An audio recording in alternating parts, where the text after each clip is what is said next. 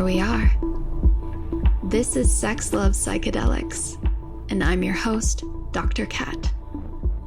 Bringing you psychosexual conversations that will leave you intellectually turned on and hungry for more.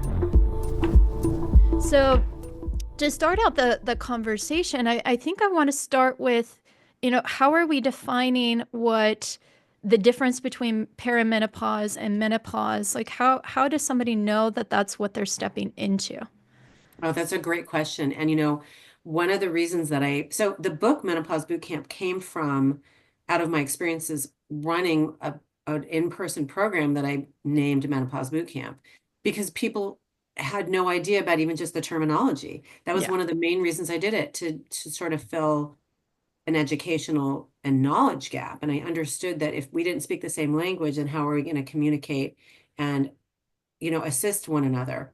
I Yeah. will say, as an aside, I built the program to fill that knowledge gap. I thought people were coming for education. What I found is that they left with community, and that was probably as Oh. powerful, if not more powerful. So just side note, and I think that's important for the kind of for what we may touch on, because Mm-hmm. that connection, that feeling seen, that feeling heard, and literally creating that network of support is what we all need at all stages of life. But it tends to be incredibly important at this stage of life for Mm-hmm. women. It's important for men too, but women Mm-hmm. naturally gather, right? So it's very simple.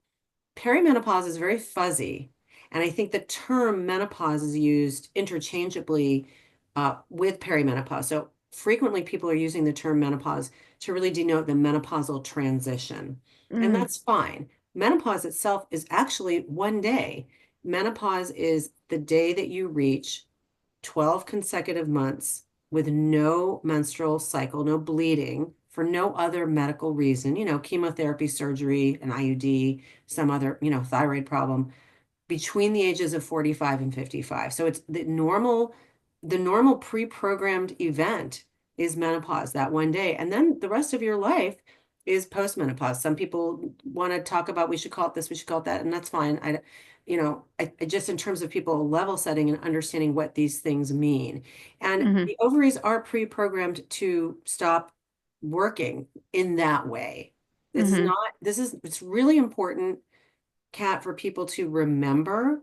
This is akin to puberty. This is a natural physiologic process. That doesn't mean that it's easy. That doesn't mean that it Yeah. doesn't present challenges. It doesn't mean that you might want to fix the sequelae, the things that happen as a result. And you get to manage those things the way you want to manage those things. You have to be supported and have the tools and resources to do it, which is why we need to have these conversations. But it's Yeah. not a disease. Yeah. It's a transition. Yeah. And I love that, the importance of the education around that, because we've been conditioned in this culture to mistrust the body rather than Mhm. trust that the body is very wise. Yes. And the symptoms, the fluctuations, the dynamic nature of the body is something that we can tune into for information to support it, rather than try to suppress it, override it, get rid of it with this Yeah. agenda that it's supposed to function for us instead Yeah. of us functioning with our body.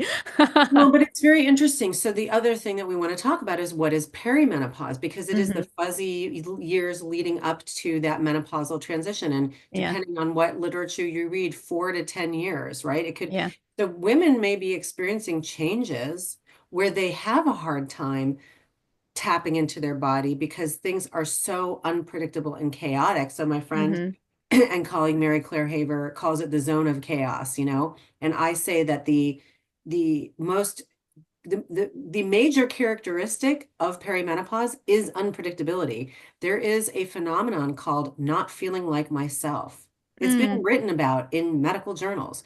And Hmm. anybody listening to this who's anywhere near this process knows exactly what I mean when I say that. And it's because you're right. We should be able to tap into our bodies and use, for instance, the menstrual cycle. And I mean everything from bleeding to mid-cycle to PMS. When a gynecologist says menstrual cycle, we mean the whole thing, soup to Yeah. nuts. That is a vital sign. It is a really important way for us to tap into what's going on with us.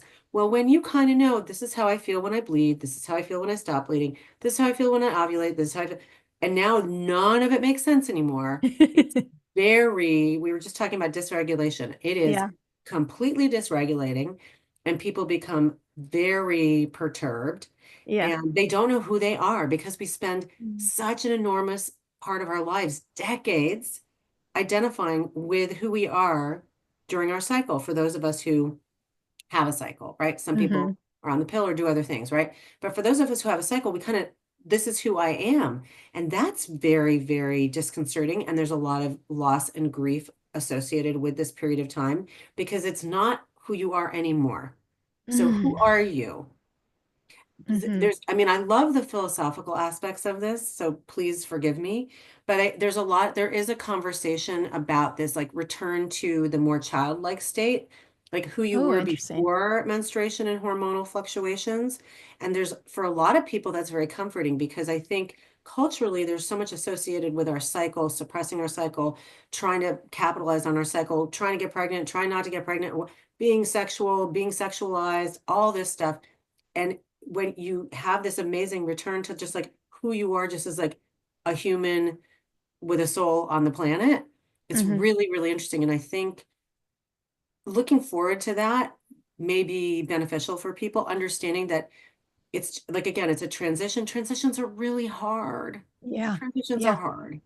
Yeah. But if you have support and you know, like, well, wait, but the next destination, because, there's never just one destination, obviously.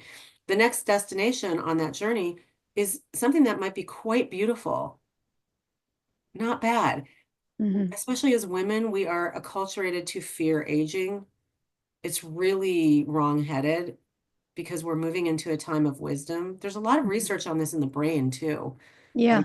Like the remodeling, the pruning in the brain around this time is designed to favor, for instance, the hippocampus function, which is memory and transmission of wisdom and teaching and mentoring. I mean, again, I'm in a great mood today, so you're getting